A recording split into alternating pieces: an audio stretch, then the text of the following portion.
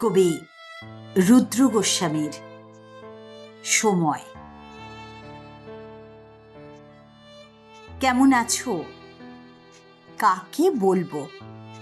সবাই দিব্যি ভালো থাকার ভান করে আছে। কথা রেখো। কাকে বলবো? সবার কাঁধে একটা করে না রাখা কথার পাহাড়। কাকে বলবো? মনে রেখো, সবার হৃৎপিণ্ডে টাঙানো কয়েক প্রস্ত রঙিন মুখোশ। কাকে বলবো? তুমি হাত ধরতে জানো? সবার মধ্য ভর্তি স্বপ্ন খুনের ঋণ। কাকে বলবো? শুনতে পাচ্ছ? কেউ এখানে কান পেতে নেই। কাকে বলবো?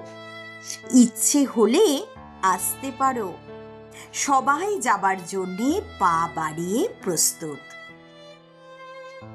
কাকে বলবো?